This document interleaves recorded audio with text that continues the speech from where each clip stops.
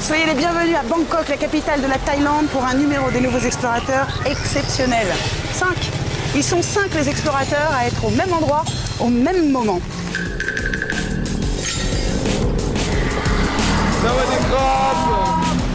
Fred Chello, notre globe cooker, va nous faire découvrir la cuisine thaï. Oh, le kiff.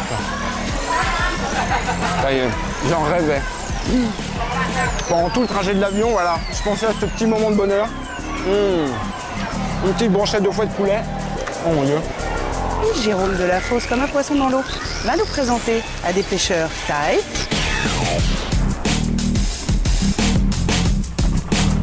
Rien de meilleur au petit déjeuner qu'un petit sashimi de crevettes. Emmanuel Anne, sans crier gare, va monter elle dans les trains et sillonner toute la Thaïlande.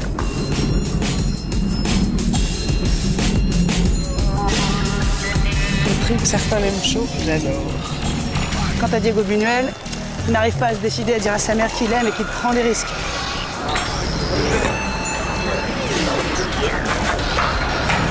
Et puis les petits bouts du monde, bien entendu. Les petits bouts du monde, Thaï.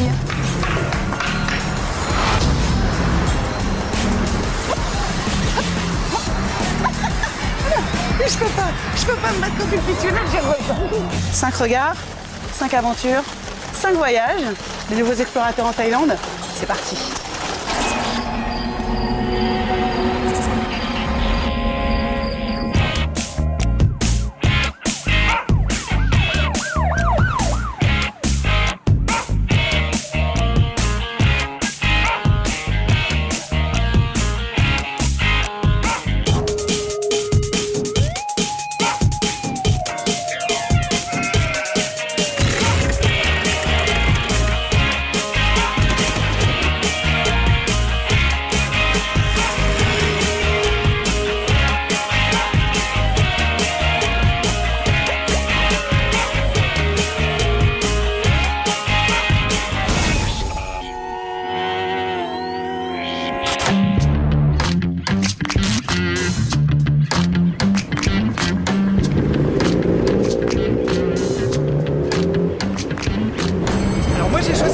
Sur Bangkok pour explorer la street food.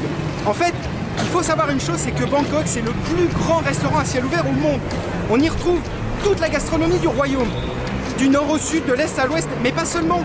Parce qu'un peu comme une éponge, cette cuisine, elle a chopé aussi les influences birmanes, laotiennes, malaisiennes et puis surtout chinoises. Alors, ça c'est quand même assez incroyable parce qu'on se passe sur le trottoir, c'est ultra divin et je peux vous jurer que comme tout le monde qui se respecte, je vais vraiment pas me flipper. Oh là là.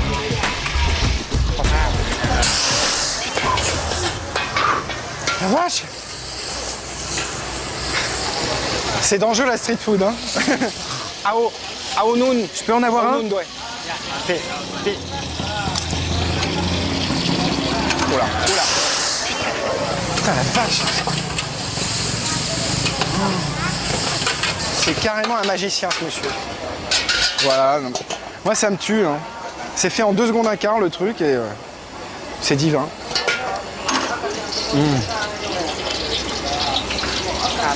Un assaisonnement, mais c'est... J'en reviens pas. Oh putain, le pipe.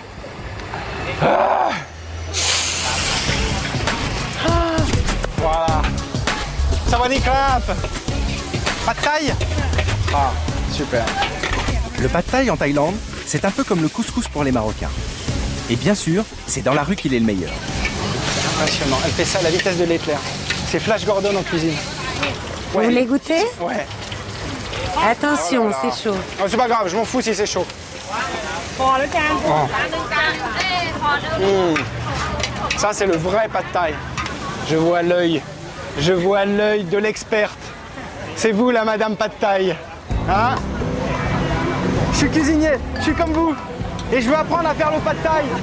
Ça va lui servir à rien, tout ça. Je peux le faire. Il faut absolument que je le refasse, sinon je vais jamais retenir la recette. Ok? Super. Bougez pas. J'arrive. Allez. D'accord, d'accord, c'est moi. Un petit peu d'huile. De l'eau, de l'eau. Water. Ah, Ça, c'est de l'eau? Là, ça? Le vinaigre, le vinaigre. Namsom, vinaigre de riz. Germe de soja. Et le tofu aussi, le tofu. Ah ouais, attends, je ne peux plus là. Attends, voilà. Tofu. Les crevettes séchées. Shrimp. Et le radis saumuré. Ça. De l'huile. Tout. 2 sucres, 2 cuillères à sucre. Et le piment aussi, un peu de piment. C'est bon? Allez, pète Mac. On se lâche sur le piment.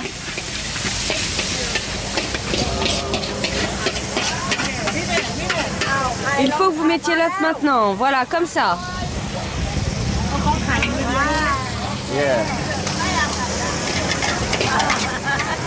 Ça y est, je crois que je suis bon. Ça a l'air délicieux. Regarde, un occidental qui fait du pad thai. Il faut goûter. Je crois que j'ai des clients. Regardez. C'est moi qui ai fait le pad thai. Je suis trop fier de moi là. Allez, qui goûte? Vous? Allez. C'est quoi? Allez, goûtez-moi ça. Allez. Et toi, goûtez. C'est bon. Non. C'est vrai?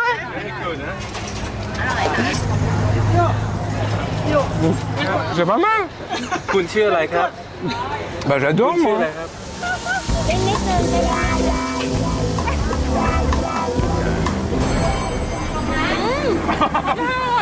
C'est délicieux.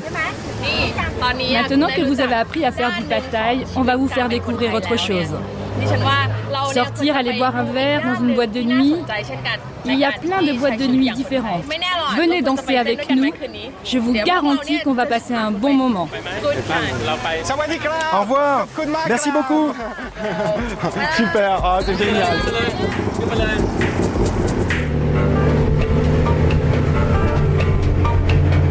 Alors si j'ai bien compris, je me fais embarquer par la jeunesse dorée bangkokoise, paraît-il dans un endroit sublime où il y a un enchaînement de boîtes de nuit aussi luxueuses les unes que les autres. J'attends de voir.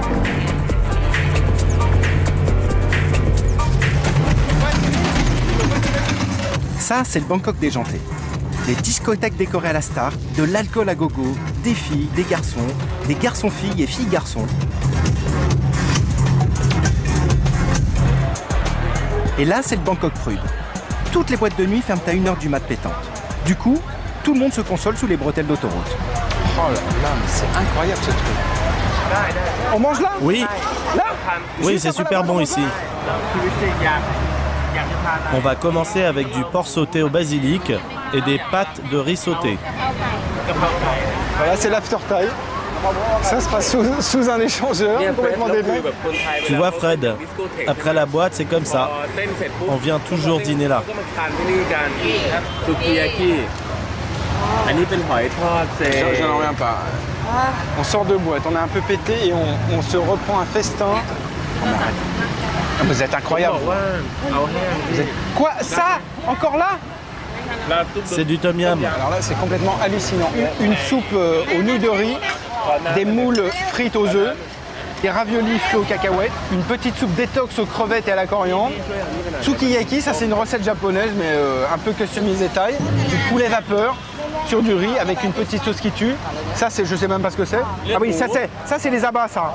Alors ça c'est pas mal, de la langue. Boudin et langue avec des liserons d'eau. Ça peut paraître un peu rousse comme ça, à 2h du mat, mais c'est fantastique. Je croyais qu'ils étaient fous de bouffe, mais là c'est pire que ça. Hein. Ils sont obsédés par la bouffe. Ça pour moi c'est toute la Thaïlande. Ça? Tiens. Ah bah oui.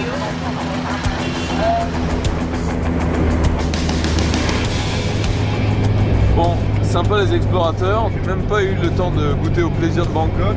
Ce matin on est parti à 5h dans ce van. Il y a 8h30 de route aujourd'hui et direction Mae Sot. C'est en fait une ville thaïlandaise sur la frontière avec la Birmanie. Ah, ça y est. Les premiers rails en Thaïlande. Tous ces petits trains là, c'est des trains de banlieue. Et c'est marrant quand même parce que le train il passe à 20 cm maximum des étalages. Voilà, on s'est tous séparés. Moi je suis à Ubon Ratchathani, complètement à l'est du pays et je me dirige actuellement vers la frontière du Laos. où je vais y tenter une incursion. Alors je dis bien tenter, parce que le Laos c'est une république démocratique communiste, un régime encore un petit peu compliqué, un pays assez fermé, mais j'ai pas de visa.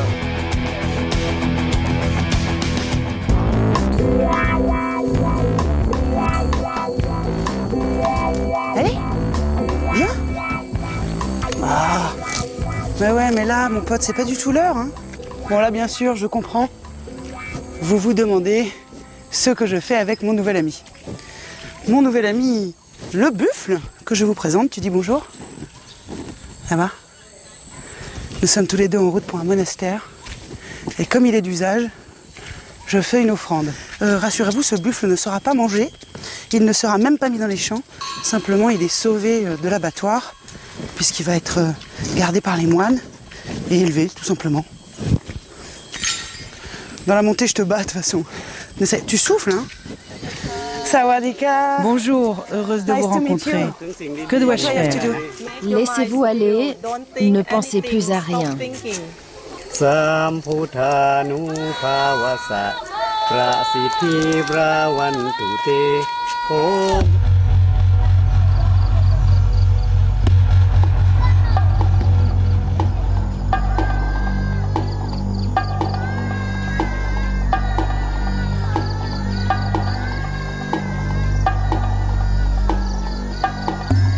Ces enfants sont les enfants du temple du Cheval d'Or, des apprentis moines en fait, des novices âgés de 7 à 18 ans. Il est 7 heures du matin, ils arpentent déjà les montagnes et vont échanger prières et bénédictions contre leur nourriture.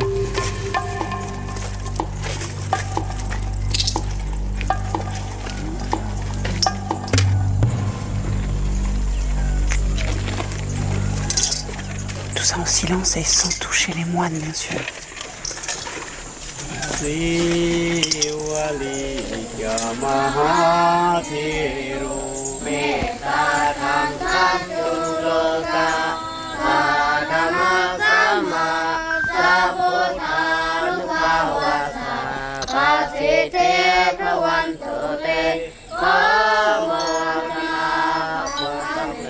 Oh, sorry. Sawadika. Pardon, bonjour. J'ai déjà vu des moines marcher, mais je n'avais jamais vu de moines à cheval. Pourquoi à cheval? Mais parce que depuis que Prakuba, notre vénérable, a fondé ce temple, on a toujours utilisé les chevaux pour se déplacer. C'est comme ça. Ah, c'est pas du tout parce que vous êtes paresseux. Au contraire, et j'en suis très heureux.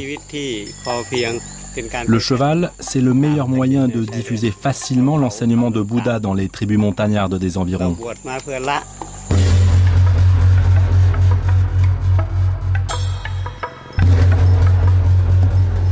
Ces petits bouts sont issus des tribus montagnardes. Ils sont tous des enfants à problème. Ils ont connu la drogue, le vol. Certains sont orphelins aussi. Ils ont des journées très codifiées. Premier rituel après la tournée des offrandes, le déjeuner en silence. Ils ne sont pas censés se parler? Non. Pourquoi? Le silence pour réfléchir et comprendre que les aliments ne sont pas quelque chose de propre, que c'est sale, que l'on ne doit pas trop manger, que l'on ne doit manger que pour méditer. Ils restent au monastère jusqu'à quel âge? Libre à eux. Ils ne sont pas obligés de devenir moines. Non. On espère qu'en retournant dans leur village, ils seront devenus de bons enfants et seront des modèles. Donc le but, c'est qu'ils retournent dans leur famille, dans leur village de montagne et qu'ils y enseignent le bouddhisme. Voilà, oui. Je n'ai pas le droit de les toucher parce que je suis une femme, que je ne suis pas pure. Mais certains sont encore des petits garçons, ils ont besoin d'affection maternelle. Oui, oui. Certaines femmes doivent avoir envie de les câliner. Oui. Ils n'ont jamais de câlin? C'est une des règles du bouddhisme. C'est vraiment dur pour les plus petits. C'est dur. Pour les étrangers, c'est dur. Mais leurs mères, elles peuvent les toucher? Non.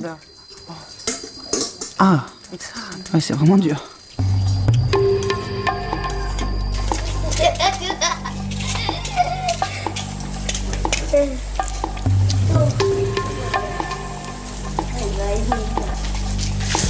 Bon, c'est pas un 5 étoiles de luxe, hein. Ça va avec l'ami monastique, j'imagine. Tiens, regarde. Truc génial, tu bouges la chaise. Je te jure.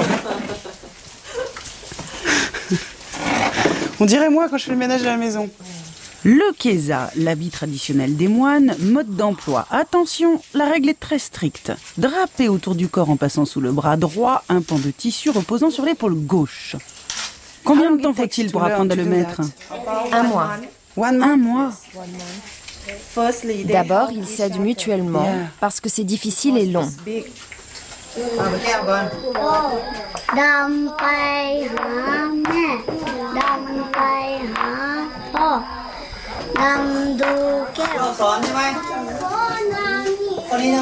Les enfants, vous devez inscrire la lettre qui manque dans chaque case.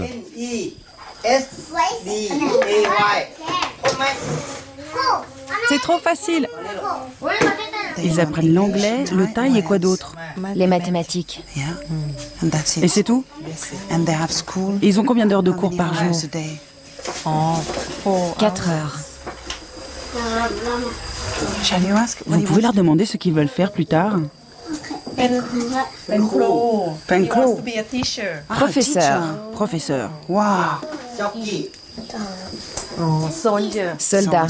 Il veut devenir soldat. Novice. Mais ce n'est pas possible. Quand tu seras adulte, tu seras moine et pas novice. Non, mais personne veut être footballeur, acteur, boxeur. Personne. Boxeur. No one of you. Qui veut être boxeur? Levez la main. Toi? Il veut devenir boxeur. Quand même. Il en faut un quand même. Et pourtant, ici, ils en font tous de la boxe thaï. Du Muay Thai Sao, la variante du nord du pays. Il faut prendre l'adversaire de vitesse en s'inspirant de la technique du singe blanc Hanuman. Le tout sous le regard du maître fondateur, Kubanachai, dit Prakuba, lui-même ancien champion de boxe. Je suis le maître. Et le maître est un dieu vivant. Quant au tatouage, ce sont des prières à Bouddha.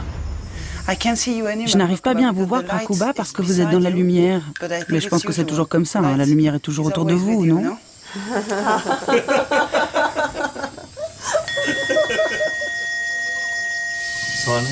Si je leur apprends la boxe thaï, c'est pour qu'ils prennent soin d'eux-mêmes. Le premier niveau, c'est apprendre à se défendre, contre-attaquer et parer les coups. Et puis, il y a le niveau intermédiaire. C'est retourner l'adversaire, l'écraser, l'attraper et le briser.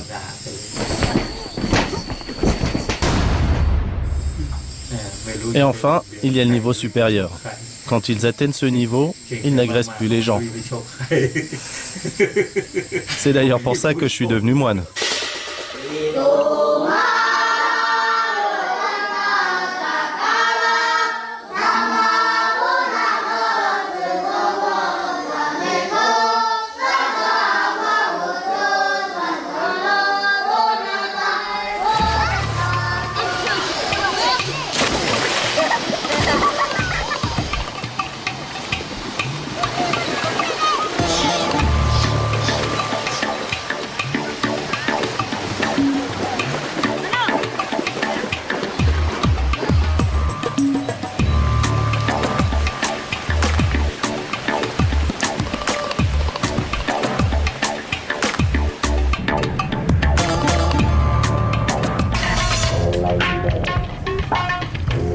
Je m'attendais à une ville frontière un peu rock'n'roll, mais en fait tout est absolument calme ici, les rues sont nickel, il y a des voitures partout, toutes les échoppes sont bien rangées. Donc en fait c'est ce qui se passe autour de la ville qui est intéressant. Le pont de la rivière Kouai. C'est quand même un drôle de truc d'être là, c'est un mélange entre les souvenirs d'enfance, de cinéma et puis en même temps le poids aussi de l'histoire. Ouais, c'est quand même émouvant de passer sur ce pont. C'est incroyable cet endroit. C'est Blade Runner là. Ah, c'est affreux. Ah, je déteste ça. Oh. Ah, je peux pas. Oh non, j'y arrive pas. Ah, il vit encore, c'est affreux.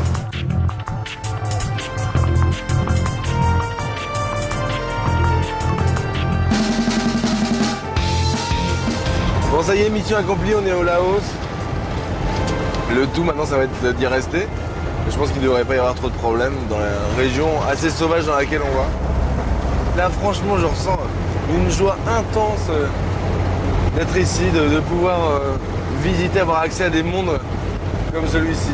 Puis moi, j'ai toujours l'habitude d'être au bord de la mer. Là, pour une fois, je vais explorer les peuples des fleuves, d'un fleuve légendaire comme le Mekong. Je suis fou de joie.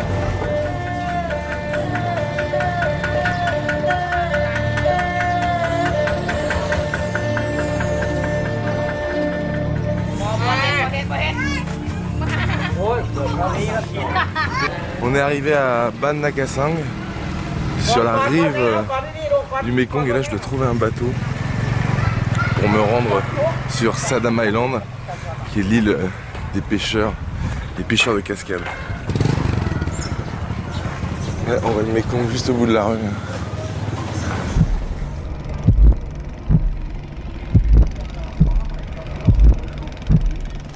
Incroyable. Comme ça s'ouvre d'un coup là, au milieu de nulle part. C'est là que j'ai rendez-vous avec Dolphine. Waouh! Hello Dolphine. Bonjour Jérôme, heureux de vous rencontrer. T'as vu dans la cage là, à mon avis, ceux-là ils les élèvent pas pour les concours de pédigré.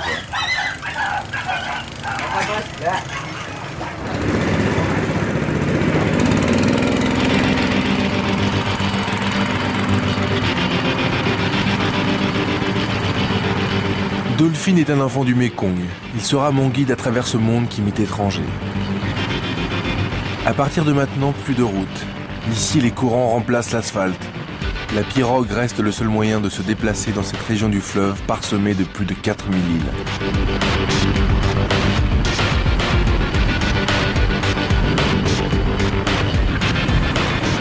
Alors, on traverse les premiers rapides du Mekong qui traversent la ligne du sud-est de la Chine, la Thaïlande, le Laos, le Vietnam. Ici, il y a pas mal d'îles en fait, qui ponctuent le cours d'eau et ça crée des courants.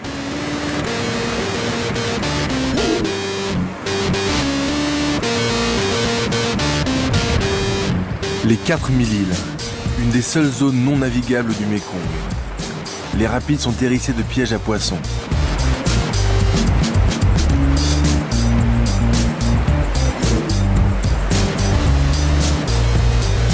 À Sadam Island, les hommes domptent la violence du courant pour pêcher le poisson roi du fleuve.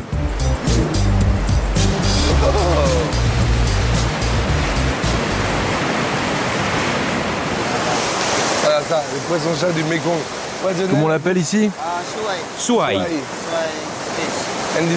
Et ça peut atteindre quelle taille? Ça peut faire jusqu'à 30 kilos. Ça peut faire jusqu'à 30 kilos. C'est énorme. Ok, une démonstration. Et voilà. C'est impressionnant, c'est hyper fort.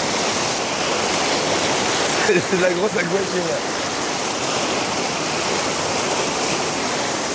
Ce qui est vraiment dingue, c'est que les arbres, on a l'impression que c'est des branches mortes.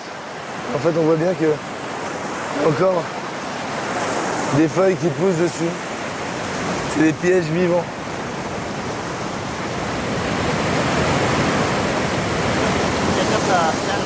On ne peut construire ces pièges qu'à la saison sèche, lorsqu'il y a moins de courant. On plante des pieux et on s'ancre sur les rochers les plus proches, dans les zones les moins profondes. On fabrique tout à la main. Et à la saison des pluies, quand le niveau de l'eau monte, tous les pièges sont détruits? Oui, en juillet, tout est emporté. July. Oui, en juillet. Tout est cassé. Tout est emporté. 2 mois d'utilisation et c'est cuit. Le Laos, c'est un autre monde. On se retrouve dans un endroit où les gens pêchent encore comme au néolithique. C'est agréable de voir que les gens peuvent vivre en harmonie avec le fleuve. On est loin des grands bateaux de pêche. Moi, j'aime ça en tout cas.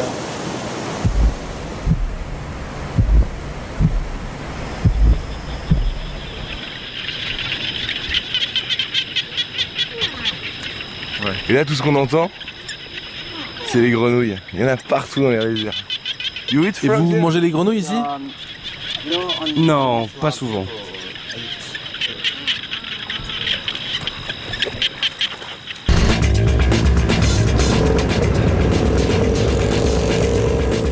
Kuala Lumpur, la gare de Bangkok. Des trains en partance pour les 4 coins du pays, beaucoup de monde, beaucoup de bruit et pas un papier gras sur le sol qui brille. Parfum de jasmin, robe safran et courtoisie, la Thaïlande, c'est un peu le Happy Land de l'Asie. Bangkok, Ubon, Ratchathani, 575 km. Demain matin, si tout va bien, après 12 heures, on arrivera près de la frontière du Laos, au nord-est de la Thaïlande. Après, je vais passer la frontière pour retrouver Jérôme, qui va m'aider à retrouver mon île mystérieuse. J'ai entendu parler d'une ligne de chemin de fer à l'abandon, des vestiges d'un train de marchandises construit par les Français. Et apparemment, Jérôme est dans le coin, il va pouvoir me faire passer d'île en île sur le Mekong. J'attends plus rien.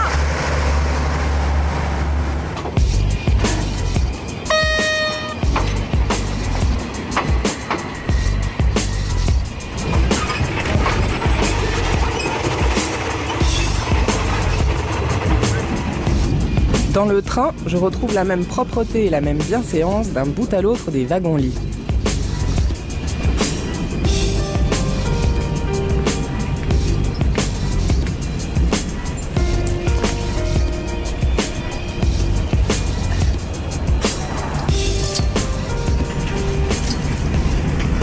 J'adore. Le trip, certains l'aiment chaud, j'adore. Et lui ?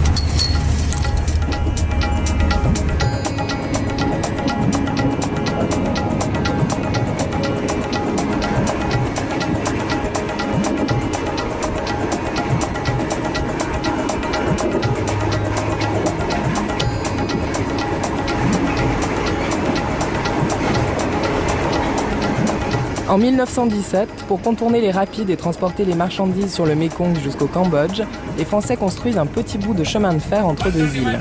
Le train fonctionnera pendant 25 ans avant de disparaître dans la nature. Intrigués, mes compagnons de voyage ne tardent pas à s'approcher, sans doute le charme du passé. Elles datent de quand ces photos?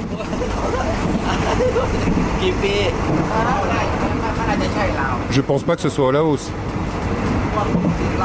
Normalement, au Laos, il n'y a pas de chemin de fer, et encore moins de bateaux. Car au Laos, il n'y a pas la mer. Ça devait être au Vietnam, sûrement. Ce sont des bateaux? Oui, ce sont des bateaux. Des bateaux. Vous venez d'où? De France.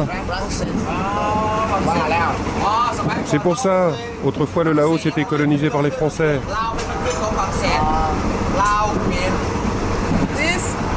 C'est un vieux train français. Ah, je comprends, je comprends. En tout cas, c'est pas des photos de notre époque. Ça, c'est sûr. Les chapeaux comme ça, c'est pas de notre époque.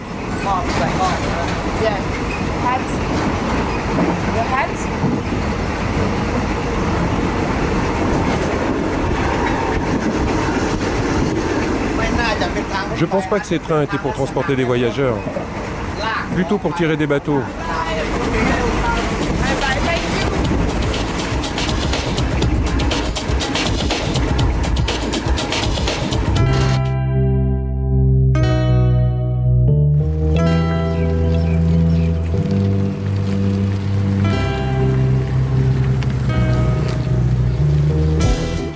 Je suis pas trop lourd, hein? Non, tout va bien. Bon, je vous présente mon ami Oscar. Je suis pas en train d'abuser de sa gentillesse là en ce moment. En fait, ça, c'est un bus de ramassage scolaire ou un vélo de ramassage scolaire.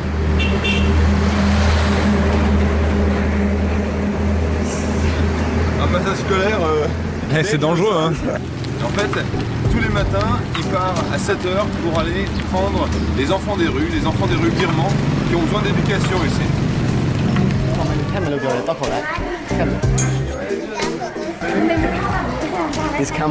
Il veut venir à l'école. Il est un peu jeune, non? Ah oui, très jeune. Tu viens avec moi? Tu viens? Tu viens? Tu viens à l'école?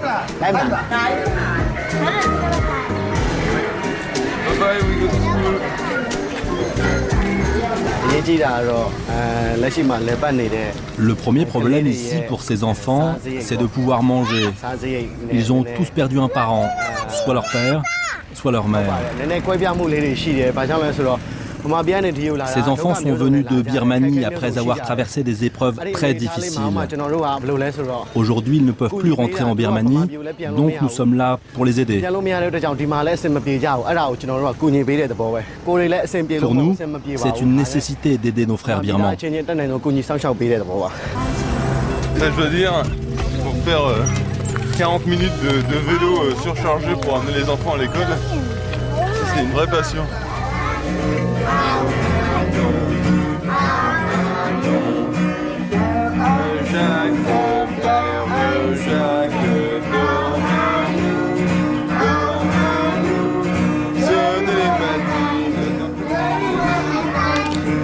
Entre la France et la Thaïlande, il n'y a pas grande différence.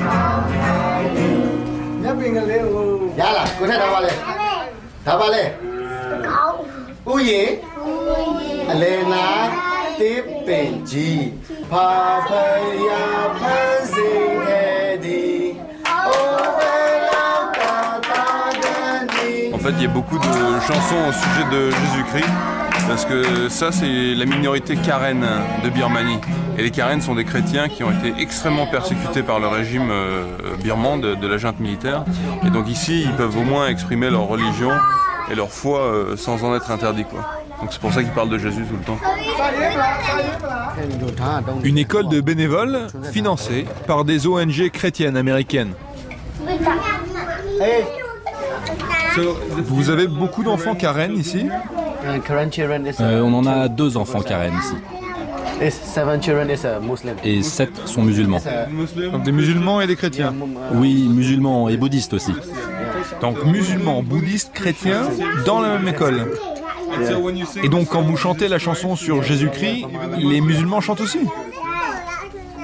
Pour nous, ça n'a pas d'importance tout cela. Il y a trop d'enfants qui traînent dans les rues. Ils n'ont rien d'autre à faire que ramasser ce qu'ils trouvent, des téléphones, des sacs plastiques. Les parents n'ont pas d'argent, donc ils leur demandent de faire ça, et aussi de faire des travaux durs. C'est pour ça que j'ai pitié d'eux et que je les aide.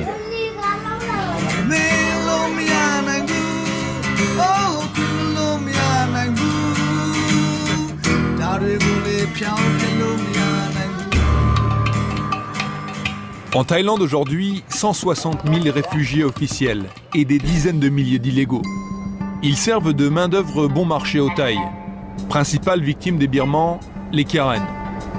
Donc voilà, là on arrive devant le camp de réfugiés là, et il y a à peu près 50 000 personnes qui habitent ici. C'est absolument incroyable, c'est un camp qui existe depuis 25 ans maintenant. Et bien sûr, on n'a absolument pas le droit d'aller le visiter. Je ne sais pas exactement pourquoi, mais les autorisations nous avaient dit que non, que c'était pas possible, etc.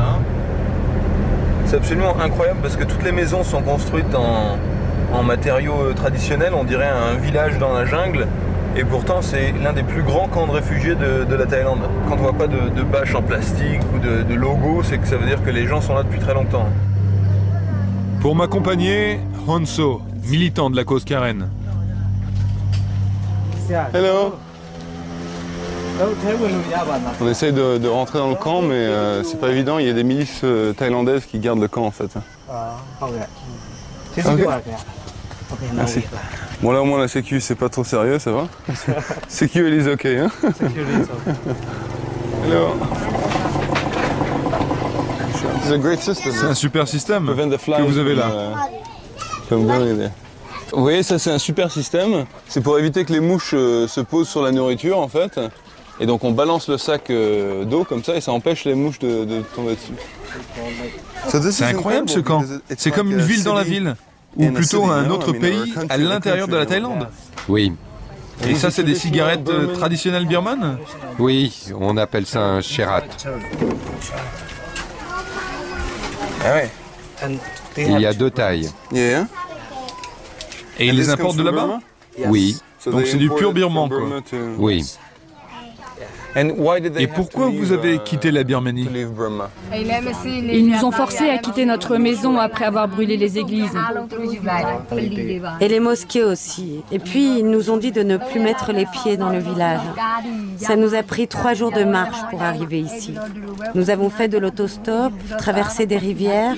Des gens nous ont donné à manger. Et puis, nous avons enfin traversé la frontière.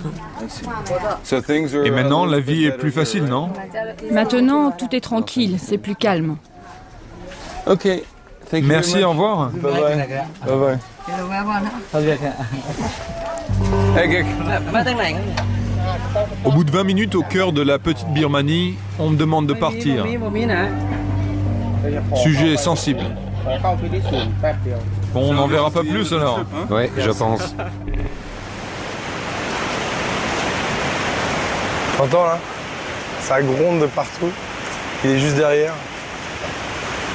Ça va être beaucoup plus chaud que ce que je pensais, cette petite pêche. Oh là là, regarde ça.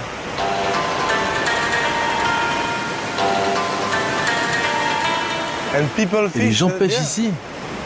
Oui, de ce côté il y a des pièges et des pêcheurs traversent la chute pour aller pêcher de l'autre côté. Mais c'est très dangereux, non? Oh oui, très.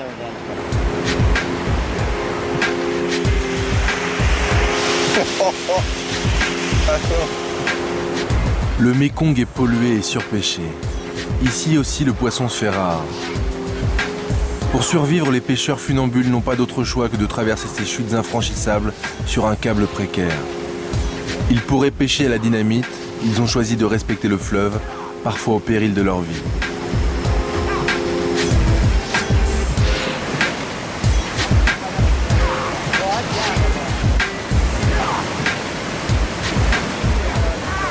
Les pêcheurs.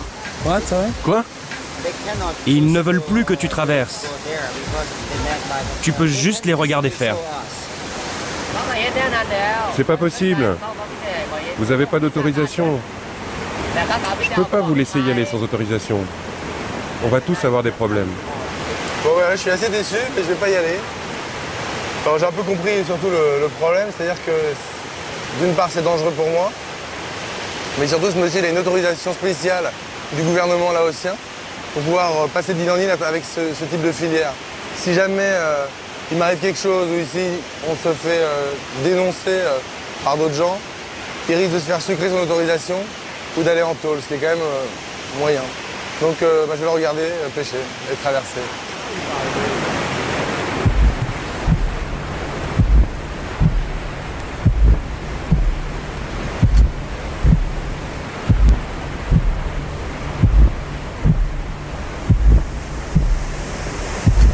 C'est impressionnant de devoir partir tout seul comme ça sur son petit câble, mal accroché. S'il tombe là, franchement c'est cuit.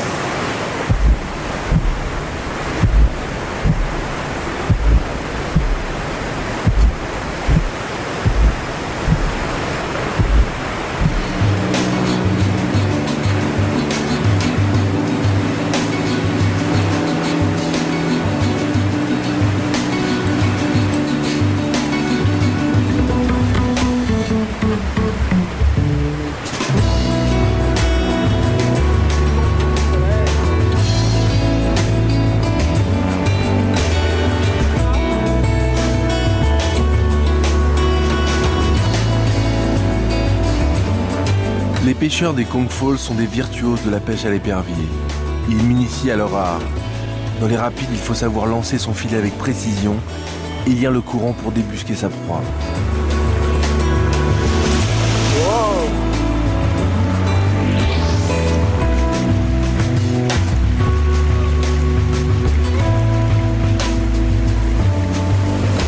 C'est génial le filet à l'épervier parce qu'on a tout de suite l'impression d'être revenu à des instincts d'un autre âge. C'est vrai, hein, on pêche à la ligne chez nous, mais pêcher à l'épervier, c'est que ça peut. Alors pas du tout. Et ça, c'est vraiment une fierté. Pan Nakasang, je retrouve Jérôme sur les bords du Mékong. Enfin, je te passe tout ça déjà. Tout. Ça va. Tu vas voir, c'est super.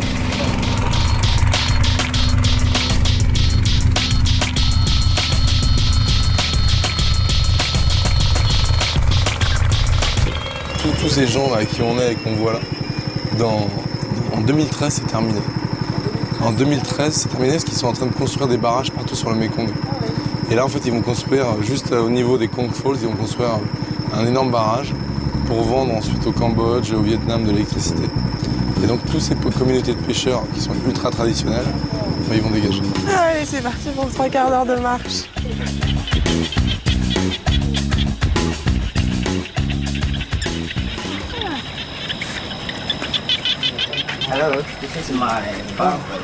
Je vous présente mon père, Monsieur Ma. Et là-bas, ma mère, qui est en train de préparer du poisson fermenté, le padek. Elle s'appelle Don.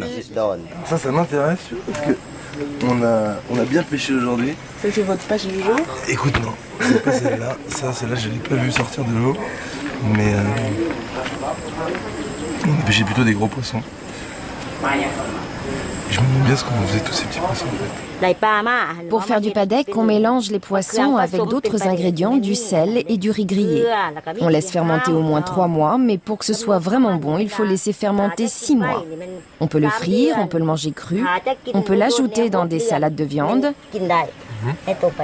Les Lao le mettent dans pratiquement tous les plats.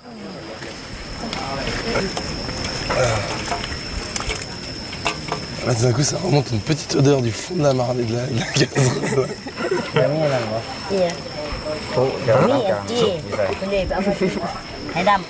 Une odeur de fromage, tu vois, mais c'est du poisson.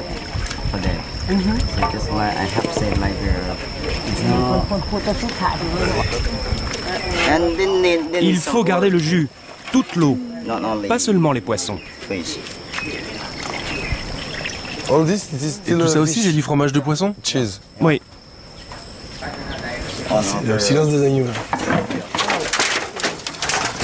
Celui-là est plus vieux, hein. L'odeur est différente. Oui. Mais il n'est pas encore mélangé, pas encore terminé. Pas encore fini? Il est plus vieux que cela. Il y a quoi? Un mois ou 2 semaines. 2 semaines, oui. Allez, on va remettre les planches là parce que...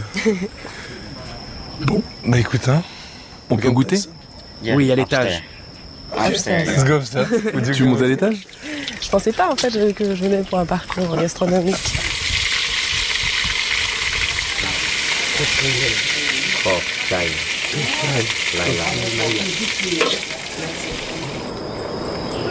Ouais, c'est super bon.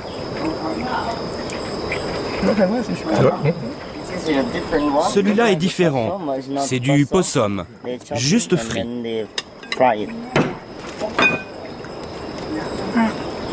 Ah, j'aime pas ça. Désolée, mais Prends-nous qu'une boulette. Prends-nous qu'une boulette. Ça fait un peu les bronzés dans le refuge, quoi, tu vois. Et on est ici. On est sur Saddam, ici. Et là, la pirogue va t'emmener. C'est un des frères de Dolphin qui va t'emmener en faisant le tour. Après, ce que expliquait Dolphin, c'est que le pont, où il y a donc les rails encore, a priori, on ne sait pas trop, se situe à côté des locomotives.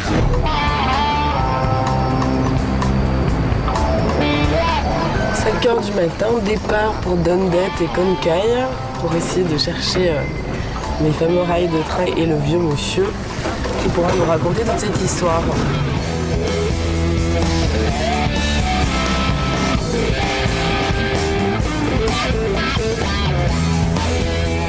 Une fois sur la terre ferme, je cherche Vandit Chatalat, le dernier conducteur du train français.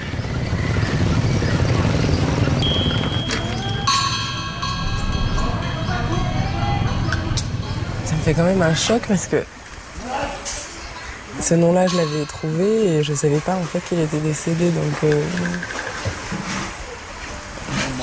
en 2000. Une petite dame me montre fièrement un cadre rempli de souvenirs. C'est la fille de Vandit Chatalat. C'est sûr, cette histoire de train, ça ne date pas d'hier.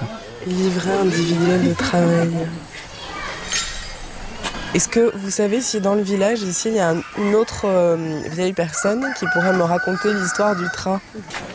Une vieille personne? Oui, vous voulez que je vous emmène? Allons-y. Tiens, vous avez de la chance, le voilà qui arrive. Vous pouvez venir un instant et leur raconter de vieilles histoires? Mais j'ai des choses à faire. Qu'est-ce que vous voulez savoir? Ils veulent juste connaître l'histoire du train. Juste 3-4 minutes. Le train français? Ouais, c'est ça. Allez, venez leur raconter. Soyez gentils, ça ne durera pas trop longtemps.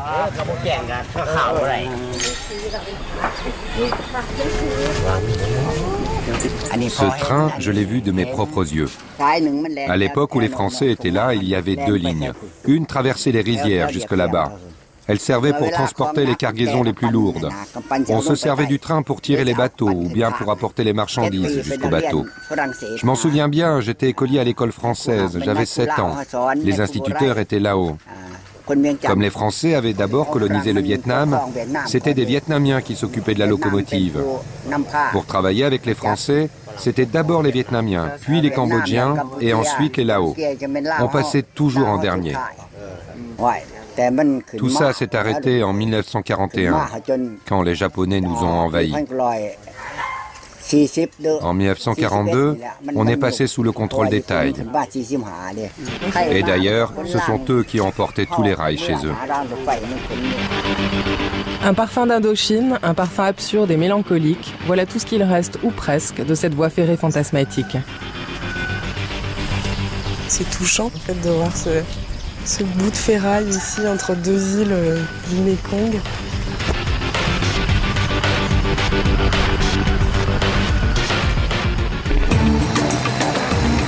Bon, voilà, on est encore en Thaïlande, mais derrière c'est la Birmanie. Et pour aller en Birmanie, on a été obligé de laisser le matériel professionnel. On a pris que la petite caméra parce qu'il faut y aller en tant que touriste et pas en tant que journaliste. Donc j'ai mis mes fringues spéciales touristes avec ma banane, mon t-shirt un peu, pas hawaïen mais tigre, un bob, tout touriste qui se respecte en a un, lunettes de soleil et la panoplie serait pas complète sans appareil.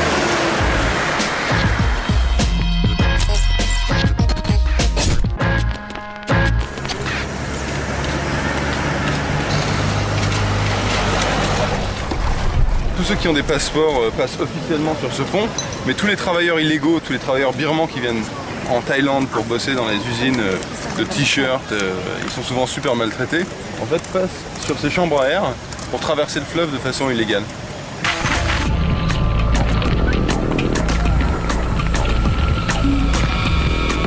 Arrivé au poste frontière, en caméra cachée bien sûr. S'il vous plaît, entrez. Touriste? Oui, on vient voir un grand temple. J'ai entendu dire qu'il y en a 4 à voir. Oui, 4 temples, oui. Et on peut tous les visiter? Oui, bien sûr. Et il y a beaucoup de Français qui viennent en Birmanie? Oui, oui. Et des Japonais aussi. Apparemment, c'est pas très compliqué de rentrer en Birmanie. Il suffit de se présenter, montrer son passeport.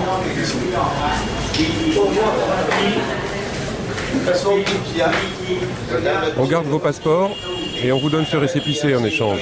Ah, vous gardez les passeports et quand on revient, on les récupère? Oui, oui, oui.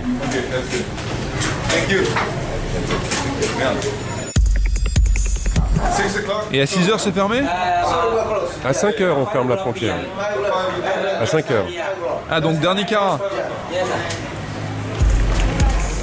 C'est parti, top chrono. Il me reste 6 heures avant de quitter la Birmanie.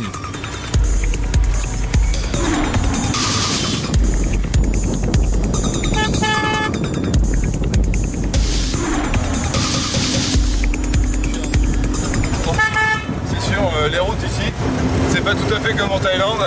C'est bien sûr un pays beaucoup plus pauvre. C'est la plus vieille dictature militaire d'Asie.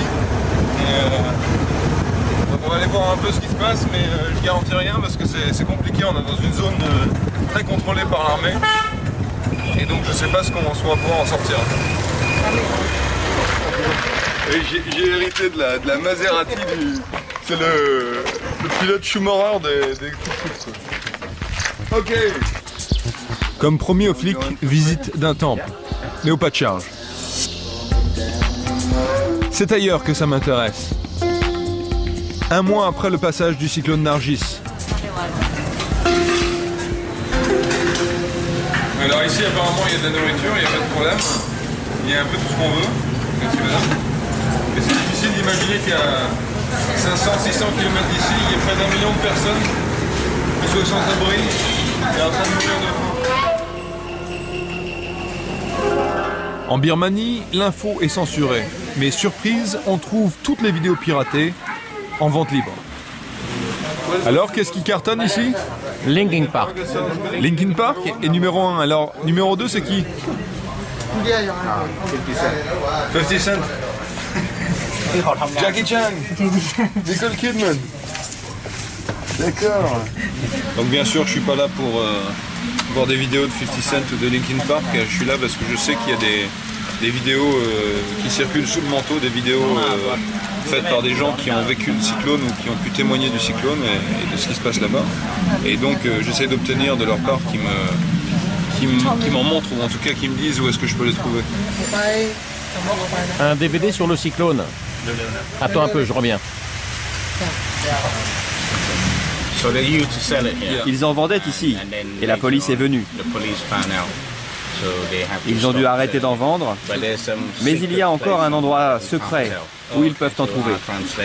Je leur ai demandé d'aller les chercher et de les rapporter ici. On m'apporte un DVD tourné juste après le passage du cyclone dans le delta de l'Irrawaddy. Une zone interdite par la junte militaire aux journalistes et aux étrangers.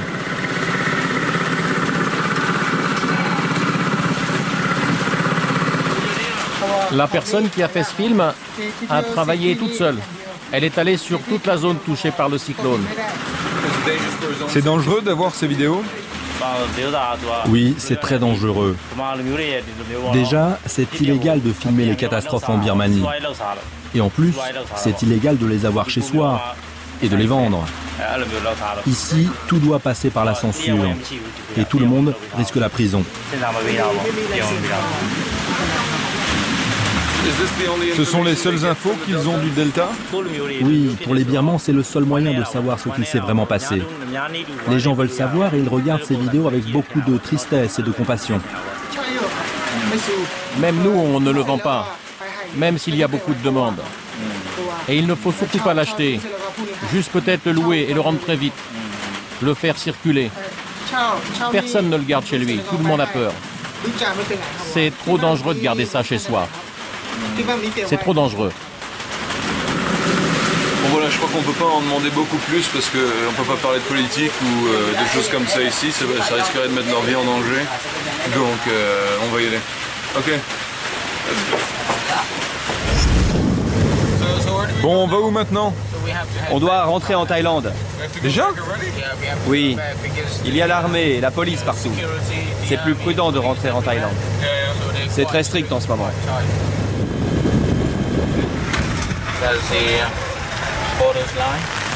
Bon là pour la visite en Birmanie c'est fini. Et comme quoi se faire passer pour touriste en Asie, que ce soit la Corée du Nord ou la Birmanie, ça marche super bien. Bon je suis peut-être touriste mais j'ai quand même pris mon chapeau. Parce que vu ce qui flotte.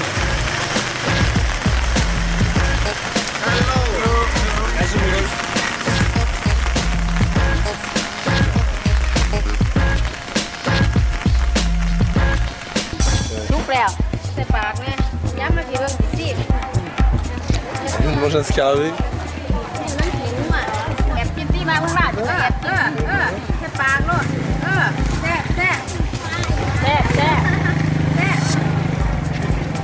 C'est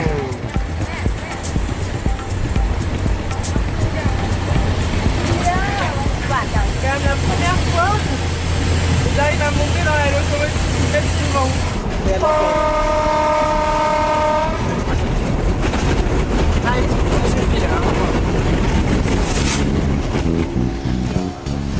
Ça j'aime bien ça. J'ai un peu de kickboxing.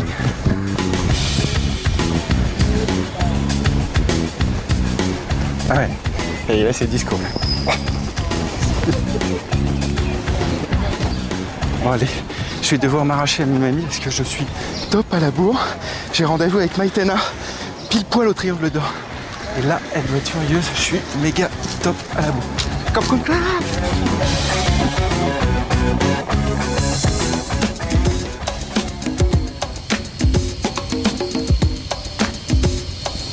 Maintenant, désolé. Oh, t'abuses.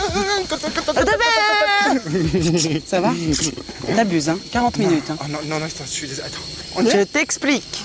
Le triangle. À gauche du fleuve, la Thaïlande, tu vois, comme ici. Ouais. En face, la Birmanie. Ouais. Tu traverses le Mékong et tu te retrouves au Laos. Le Mékong, si tu le remontes comme ça, 300 km, c'est la Chine.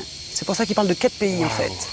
Ouais, c'est assez... Et là, point de convergence ici, triangle. Le triangle d'or. C'est assez étonnant, en fait, c'est vrai. Là. Allez, on se calme. Me fais pas rire. Non, viens. C'est bon, là?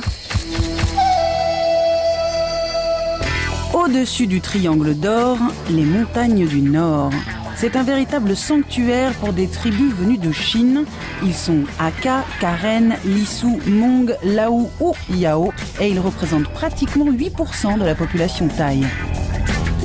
J'ai donc quitté Fred qui, lui, a un rendez-vous très important dans un village Hakka et moi, je file chez les Lisu. Enfin, quand je dis je file... Come on. Mon salaud. Allez. Finish. On essaie de monter donc cette petite pente de glaise, mais comment vous dire, c'est un petit peu compliqué sans 4x4, donc je pense que nous allons finir à pied. 1 kilomètre à pied. Tu la connais la chanson? À pied, ça use. 1 kilomètre à pied, ça use les souliers. Wow. Oh la vache. Wow. Alors ce petit village Hakka, pour moi, ça y est, je l'ai trouvé. Hein. C'est le village d'Astérix. C'est trop chouette. Ah, c'est vraiment cool. C'est cool parce qu'en plus, j'ai rencard avec des villageois qui, normalement, là, je croise les doigts, ont accepté de m'emmener chasser avec eux toute la journée. Ah, c'est trop le pire. Les Hakkas sont opportunistes. Ils ne cuisinent que ce que la nature peut leur offrir. Même s'ils sont devenus chrétiens, les croyances ancestrales ont la vie dure. Rien ne se fait sans le respect de leur propre calendrier qui comporte 12 bons et 12 mauvais jours. J'espère simplement que pour la chasse d'aujourd'hui, je suis bien dans le bon créneau. Voilà, ils sont cool. Ils m'ont prêté des bottes. Parce qu'en forêt, ça glisse un max là. Ah merde. Je suis trop pépi. Ça commence bien. Je suis pas rendu. Ouais. Ça c'est pour moi? Oula. Là je suis impressionné là.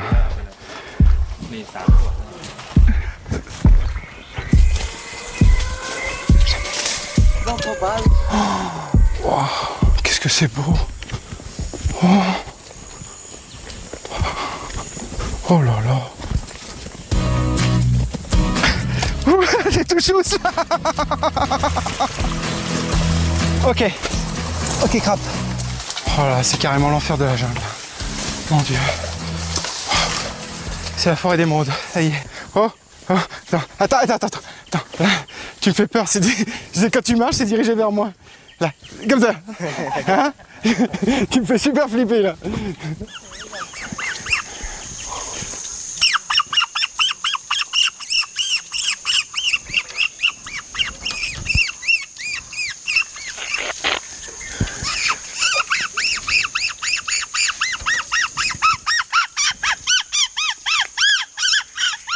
C'est le bruit de quoi? Ça là?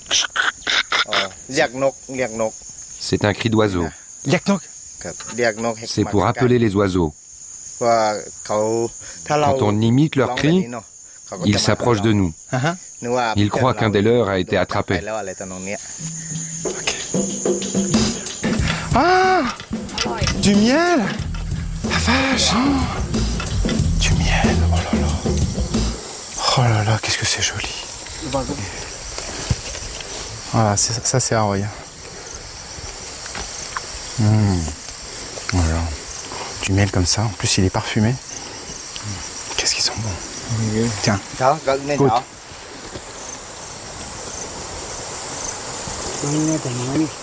Haroy.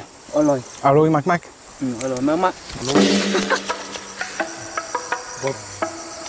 En fait c'est le même principe qu'au XVIIIe siècle ça. La poule.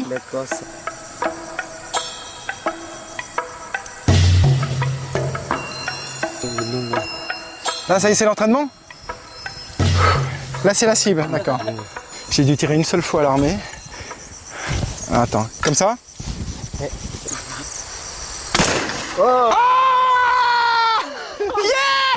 Wow! Putain, je suis trop fier. En plein cœur.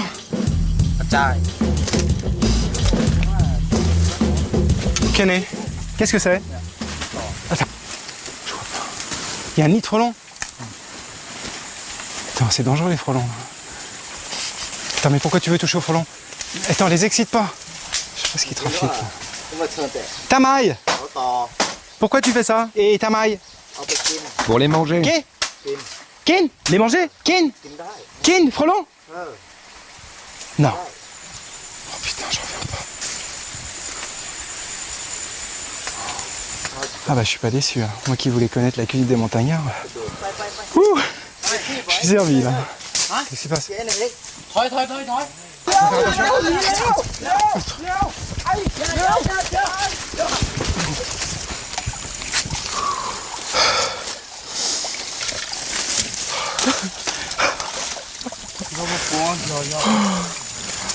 Oh les mecs, c'est allé me faire crever. On voit un frelon, on appelle les pompiers en France. Hein. Ça on mange? Non. Les petites larves? Ça on mange ça comme ça.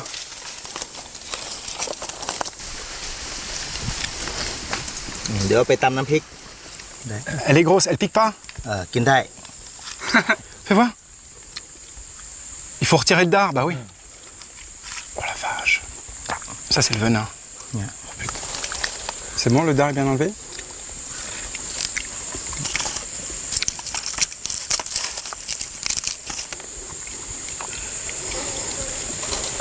C'est un goût de barbecue et un petit goût d'amande. C'est super. C'est bon. Alors oui. C'est meilleur quand c'est les petites larves. C'est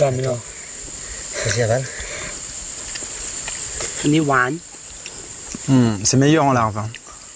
Là, il y a un vrai petit goût de noisette ou d'amande. En larve, c'est vraiment très bon. Et ça, on s'en sert aussi dans la cuisine. C'est pas simplement un snack. On les fait bouillir ou on les fait sauter avec de la pâte de piment. On peut les manger avec des légumes aussi. On va faire un namprick de ça? Ah super, c'est cool.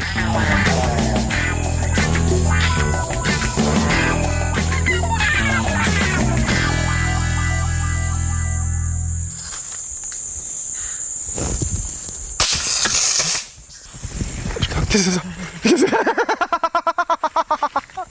Attends, ça a failli m'exploser la gueule. C'est quoi ce truc? Attends, je touche plus à ce truc moi. Oh la vache. Je crois qu'elle l'a eu. C'était une petite écureuil. En même temps, il avait aucune chance de s'en sortir. Oh, c'est trop joli. Oh non. Oh, c'est terrible, c'est trop mignon ça. Comment on mange ça? Ça se mange grillé ou frit. En soupe. En curry. Une soupe d'écureuil? Tom King. Curry d'écureuil. En grillade. En même temps, il n'y a pas lourd là. On va se battre. Hein. Oh là là.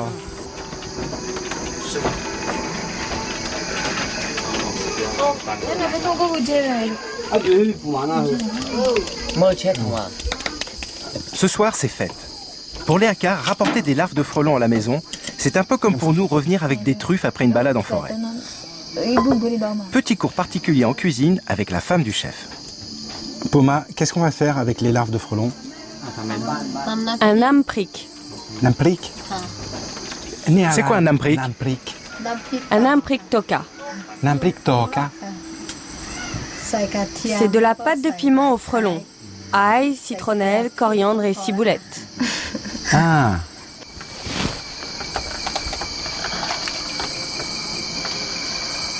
On va les faire bouillir. Oh là là. C'est du pilon de compétition ça. Hein. Oh. J'y vais.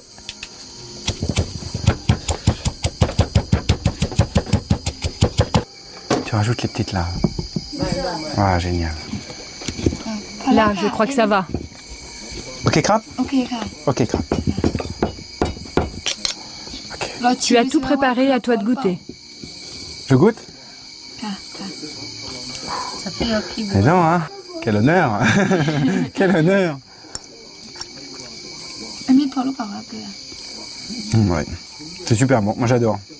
On retrouve l'ail, la ciboule, les petites herbes, et puis ce goût de noisette du frelon, c'est incroyable. Attends, je regoute parce que je vais être sûr de mon coup. C'est super bon. Super bon. C'est un peu pet-pet, mais... pet-mac-mac, hein. C'est fort. Mais ça va. Non, c'est bien. Bah, tu vois, Samchai, c'est pareil hein, en France. Dès qu'il y a du barbecue, c'est les mecs qui s'en occupent. Oh là là! À table, à table. Cacao! Moi, je veux goûter l'écureuil. Hein. Alors là, je suis intrigué.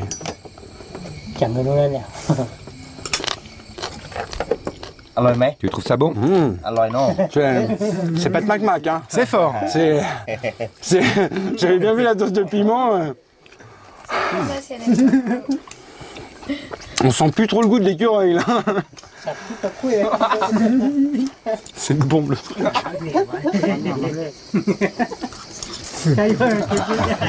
Ah bah allez. Ciao. Santé. Ciao.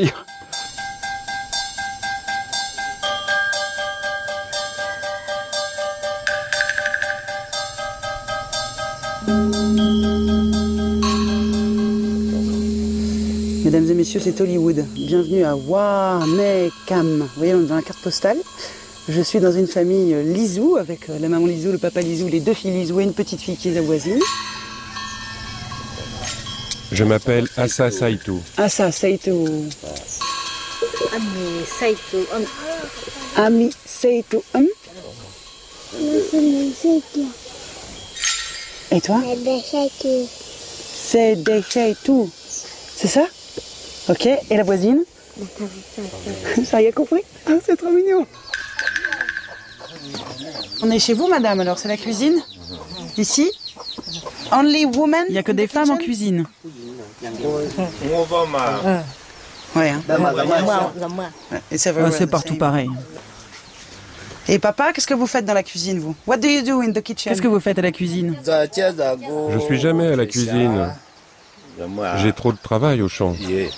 Alors, ici, ok, bedrooms. Les chambres. Family, all family. Toute la famille dort ici? Tout le monde? Le papa et la maman, ici.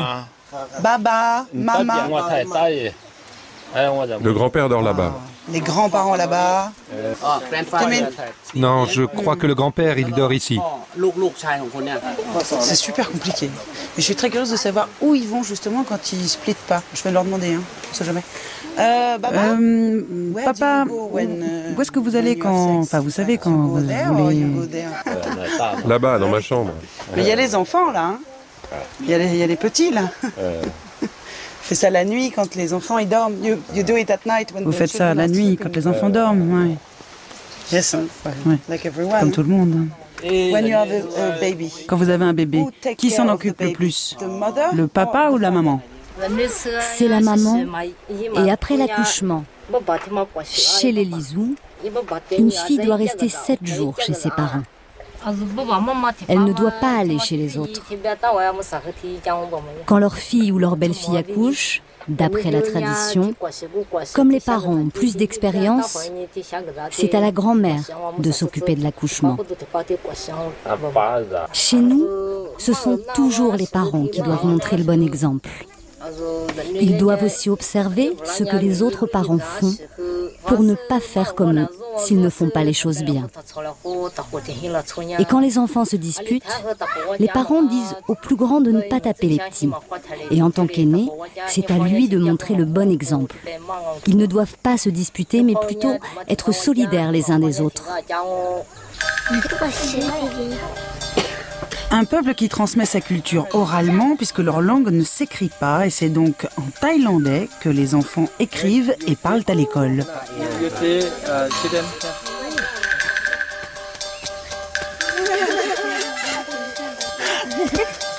Quelle brutasse! Il a craqué son pantalon! Il a craqué son pantalon! Ah, attention! Lissou. Là, tu vois, regarde, il y a écrit Lissou. Lissou. Reconnus pour leur sens des affaires et leur esprit d'entreprise, les Lissous représentent la tribu montagnard la plus prospère, comme en témoigne leur village. Oh, regarde! Ouh là là!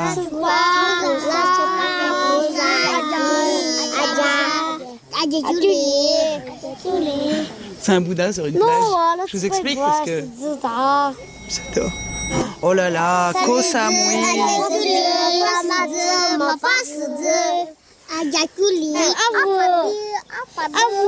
Ah bah y a plus rien. Bon, c'est pas drôle.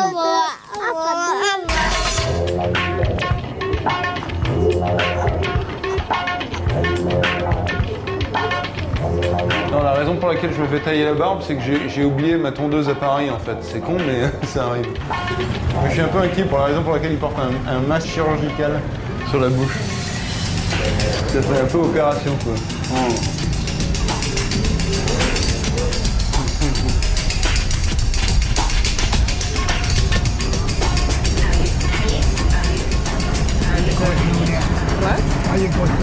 Qu'est-ce que vous faites? Vous êtes touriste? Non, je voyage en train. Je voudrais découvrir les trains de Thaïlande. Moi, je suis peintre. Je suis un artiste national thaï. Je travaille sur des tas de supports différents. Et vous avez beaucoup voyagé? Oui, j'ai même fait un voyage en scooter, de la Thaïlande jusqu'à l'Italie. Mais c'était quand? En 1962. Et je suis même allé jusqu'à Paris en 1964. Je t'aime beaucoup à Paris.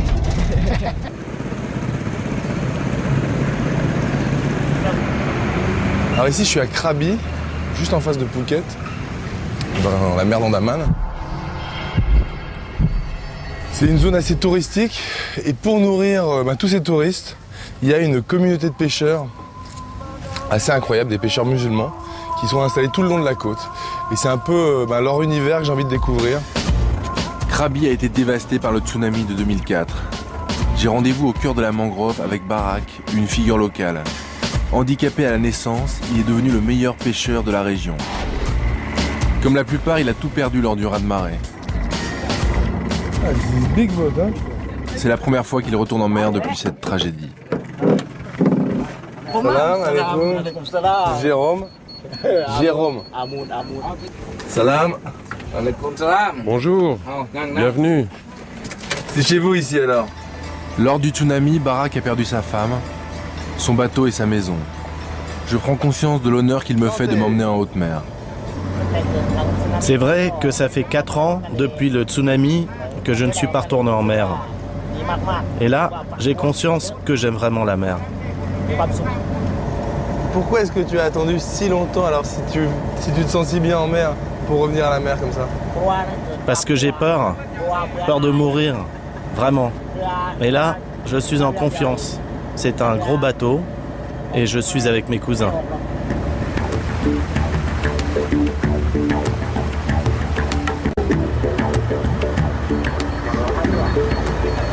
J'ai pris du galon. C'est une chance folle de pouvoir tenir la barre d'un bateau comme celui-ci, un bateau de pêche, un vrai bateau de pêche sur la mer d'Andaman qui est une mer mais légendaire, une mer de flibustiers, de pirates, moderne. Ah, je m'en remets pas moi. Puis l'équipage est vraiment super, c'est des gens tellement sympas, tous là.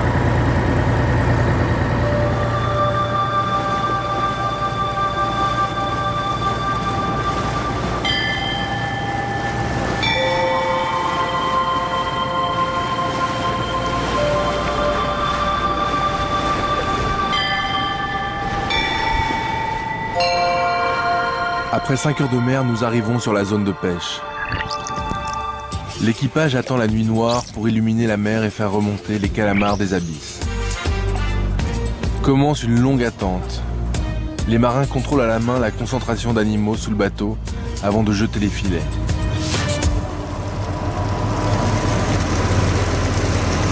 Ah. Regarde ça. Premier calamar.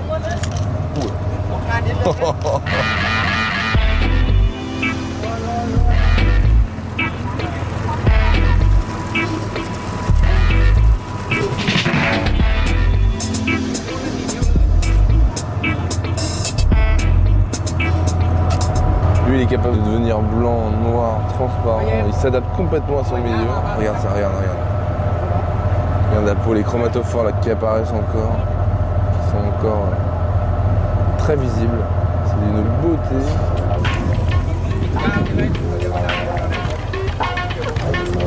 5 ans après, le tsunami est encore bien présent dans les esprits.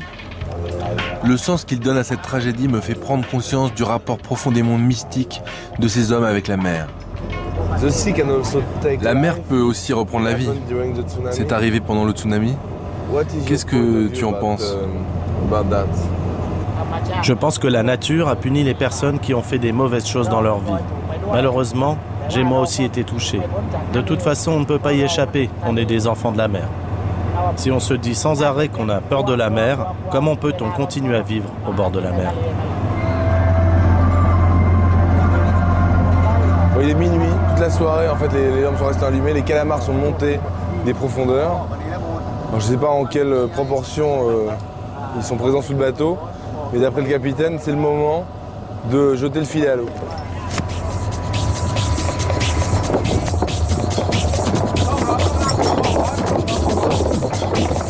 Toutes les lumières sont éteintes de ce côté-là, il reste une rampe ici. Ça attire tous les calamars qui viennent avec le courant naturellement sous les lampes. Voilà, c'est vraiment le fonctionnement d'un épervier géant. Les éperviers, c'est les filets qu'on voit jetés par les pêcheurs traditionnels.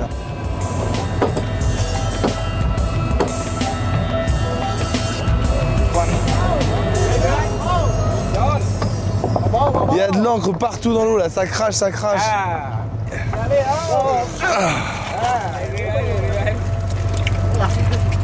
On sait qu'ils achètent un litre de gasoil à peu près 40 bahts, c'est-à-dire un peu moins d'un euro, et qui vendent 1 kilo de calamar à peu près 50 bahts, ce qui veut dire à quasiment le même prix. Voilà, donc quand on voit finalement le peu de kilos qu'ils ont pêché comparé aux 250 litres de carburant qu'ils ont grillé, voilà, ces pêcheurs ont perdu de l'argent en venant en mer aujourd'hui.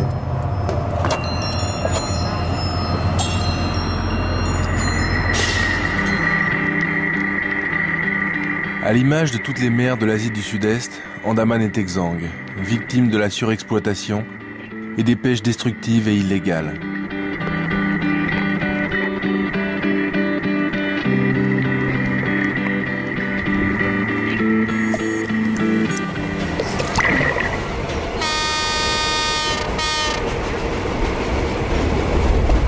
Retour dans les trains de Thaïlande, cette fois direction le nord. Dans la voiture suivante, il y a un type avec un chapeau de cow-boy, un super dégaine, je vais voir. Ad a non seulement un chapeau de cow-boy, mais il a aussi des cuissardes, un collier à plumes et un t-shirt invraisemblable. Ça, c'est un collier indien. C'est une sorte de bijou indien. Les Thaïs, quand ils voient ça, ils croient que c'est une sorte d'amulette qui protège des armes. En fait, ils ne comprennent pas très bien ce que c'est. Moi, je sais que c'est une sorte d'armure pour les Indiens. Je le porte parce que ça correspond bien à mon style. Les Indiens, eux aussi, ont des bijoux, comme nos tribus montagnardes. Est-ce que tu es le seul en Thaïlande, dans toute la Thaïlande, à avoir cet intérêt pour les Indiens? Vous êtes une communauté? Est-ce que c'est courant? Non, moi je ne suis pas le seul ici. En Thaïlande, il y a d'autres personnes qui s'intéressent aux Indiens et aux cow-boys. Il y a même un groupe d'Indiens et un groupe de cow-boys. Il y a plusieurs catégories de personnes. Certains s'habillent même comme ça pour aller au travail et d'autres le font pour le business. Je dois descendre à la prochaine station. Si tu as le temps, viens. Il y a un festival dans lequel j'ai un stand et j'expose toutes sortes d'objets indiens, toutes sortes d'objets de cow-boys et je les ai fabriqués moi-même. Ça te dit, on y va? Allez. Des cow-boys et des Indiens en Thaïlande, décidément, les Occidentaux ont laissé des traces insolites sur leur passage. La Thaïlande, ancienne base arrière de l'armée américaine, les GIs fans de l'Ouest ont dû faire des émules. Rendez-vous dans une fête foraine. Ici, on appelle ça un festival, et ces quelques jours de fête sont très populaires. En Thaïlande, la moindre petite ville possède son propre festival. Des stands, des jeux, des milliards de choses à grignoter et du folk thaï, loin des fantasmes indo-chinois, la Thaïlande est là.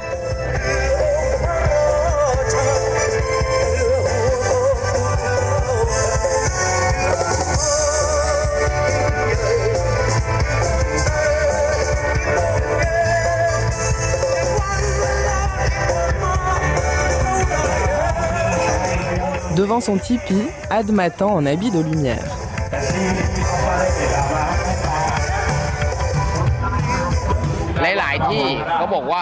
La plupart des gens ici me prennent pour un fou, mais moi je suis convaincu de ce que je fais. Depuis combien de temps est-ce que tu as commencé à t'intéresser aux Indiens? J'ai commencé à l'époque où le heavy metal est arrivé en Thaïlande. À cette époque, on s'est tous mis à porter des bottes. Je crois que ça a commencé là. C'est quelque chose qui a grandi en moi au fur et à mesure.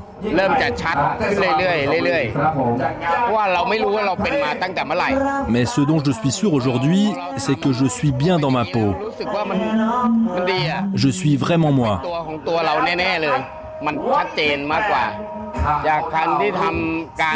En tout cas, depuis que je suis devenu indien, j'ai le sentiment que ma vie a changé en mieux.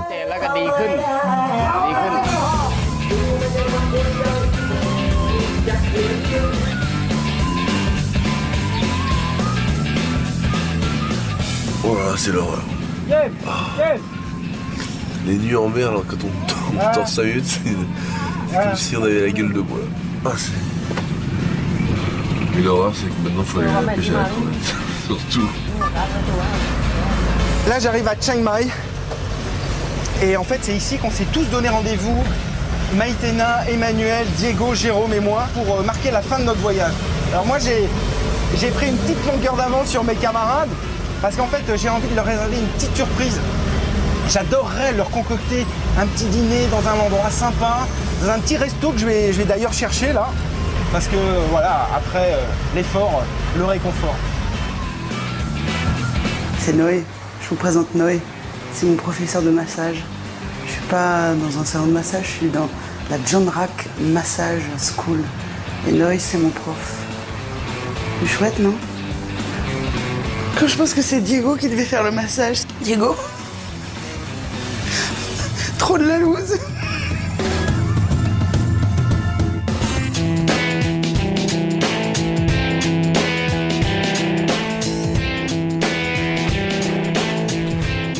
Je suis pas mécontent d'être arrivé. Le 4x4 est tombé en panne et ça fait, je sais pas, 2h30 de montée. C'est quoi ça? C'est assez solide. C'est solide, t'es sûr? Oui. Mais tu pèses combien toi? À peu près 60 kilos. Et moi 90. 90 ça va. Je vais passer à travers? Non, ici il y a des grosses dames. Pas de problème. Chao est thaï, marié à une femme Lao et ancien trafiquant d'opium. Et comme on le sait tous officiellement, il n'y en a plus en Thaïlande. Tout ça, c'est la région de l'opium? Oui. Plus bas, ce n'est pas bon. Mais je pensais que tout ça, c'était fini. Qu'il n'y avait plus d'opium en Thaïlande. Il y en a encore. Il y en a encore? Pas pour vendre, juste pour fumer. Plus pour le commerce comme avant. Fini le drug business. Fini l'époque où la Thaïlande arrosait l'Amérique de son héroïne sous le regard bienveillant des militaires et sous la coupe des armées privées de l'opium. Le pavot a été remplacé par des cultures de substitution. Dans les montagnes en Thaïlande, tout est bon. Hein. Ouais. Cette sorte de riz que tu manges, c'est du riz Lao. Différent du riz thaï. C'est du riz Lao? Ouais, du riz Lao. Il est plus petit. Plus petit et la couleur est différente. Toutes les règles sont différentes ici dans les montagnes. Le riz est différent, c'est un autre univers. Oui, le mode de vie est différent. Et toi, tu as été accro à l'opium? Non, mais si tu fumes régulièrement plus de 6 mois, tu deviens accro. Le problème, si tu es accro, tu deviens feignant. Tu te couches toujours tard, vers 2 ou 3 heures. Et tu dors jusqu'à 10 heures le lendemain. Et puis si tu es toxico, tu te grattes tout le temps. Et ça tombe bien parce que moi, il y a un truc qui me démange. L'envie de voir une fumerie d'opium.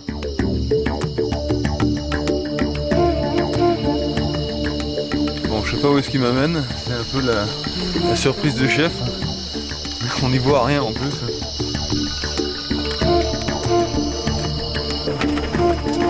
How are you? Hello, good.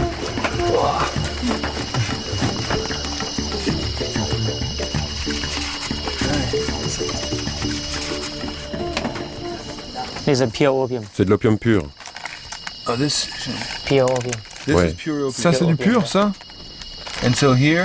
Et ça, là, c'est quoi là-dedans? C'est de l'aspirine. Donc vous mélangez l'opium? Ouais. Oui, ça donne une meilleure odeur. Où est-ce que tu as appris à faire ça? Avec les anciens? Parce que c'est un procédé ancestral, non? C'est mon père qui en fumait. J'ai tout appris avec lui.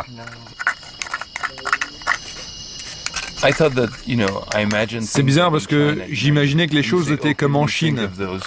De grandes pièces avec tout le monde qui fume ensemble. On trouve encore des endroits comme ça en Thaïlande? Non, plus vraiment. Juste des petits endroits. Que des petits groupes? Ouais. Il n'y a pas de grandes fumeries d'opium? Non. Mais les maisons ont toutes une pièce spéciale pour ça. Toutes les maisons? Oui. Pourquoi une pièce spéciale? Pour se protéger du vent. Le vent est plus effrayant qu'un tigre. Le vent fait vaciller la flamme. C'est pour ça qu'il dit qu'il a moins peur d'un tigre.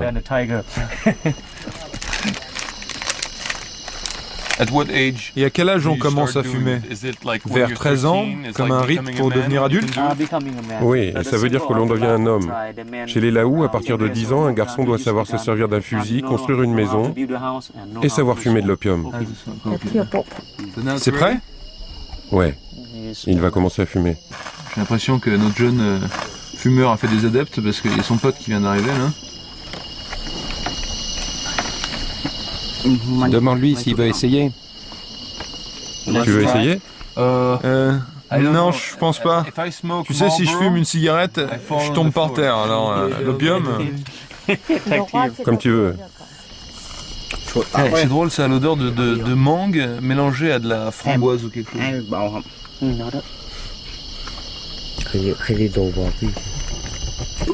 Tu n'as pas peur que toutes ces traditions tribales disparaissent un jour? Si, tout va changer.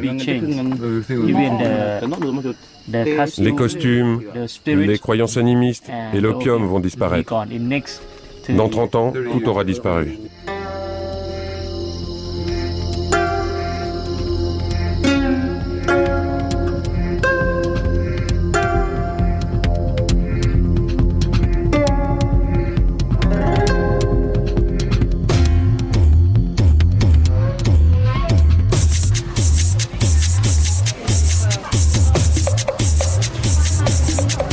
Ça y est, j'ai trouvé le petit endroit sympa pour fêter la fin de notre voyage. Oh là là. Et j'ai surtout rencontré Mali. Somtam? Somtam. Ouais. Papaye vert. Somtam. Galanga. D'accord. Tom Kakai. Tom Kakai, super. Alors là, je suis comme un gosse là. Tom Kakai. Là, on a le kit galanga, feuilles de kaffir, champignons et citronnelle. C'est cool de cuisiner en plein air. Hein. Your kitchen. Ta cuisine est magnifique. Beautiful. Ah, tu prends la crème du lait de coco. Maintenant, mets un peu de poulet. Ok, crap.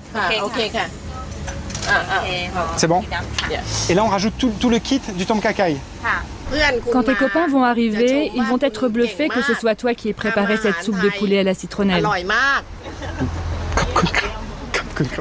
Mais c'est pas tout, maintenant tu dois mettre le gnoc mam. Alors combien? Parce que là, il faut savoir doser le nan plat. Song. Si. Sam. Manao.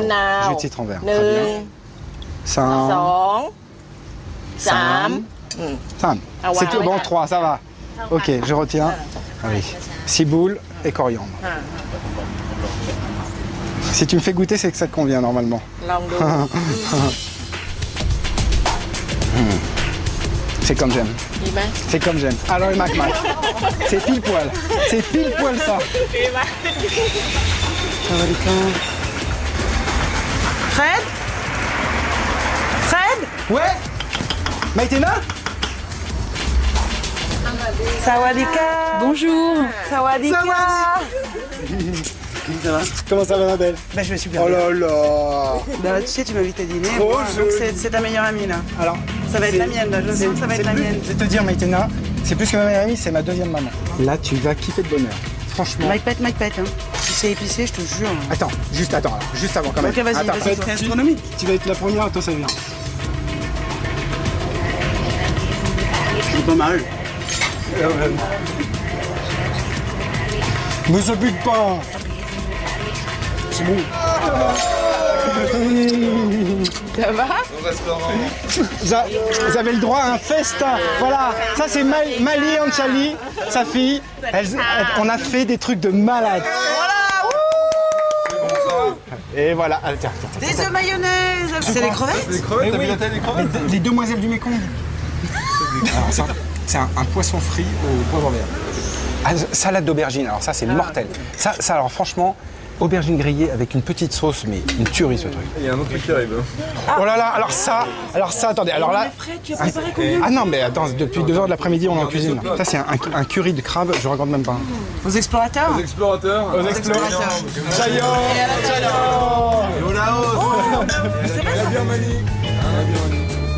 Vous savez qu'on est quand même au pays d'Anna et le roi. Moi j'ai pensé à ça tout le temps. Anna et le roi, attends. Magnifique. Emmanuel, aide-moi un peu, là, sois romantique avec moi. Parce que là, Diego, il fait ouais, mais je sens bien que... rien, quoi. Anna et le roi, magnifique. C'est aussi ici qu'ils ont tourné Rambo 4 ici aussi. Ah bon? Il est censuré. 3, 4. Emmanuel, c'est toi qui l'as fait ça. Le pont d'arriver quoi quand même. Dans la loco. As-tu trouvé du requin dans ta pérégrination éternelle? Non, mais moi j'ai un mauvais karma avec les requins depuis quelques années. Hein. Soit ils sont morts, soit ils sont pas là. Vous avez vu ça dans vos pérégrinations? Les grenouilles.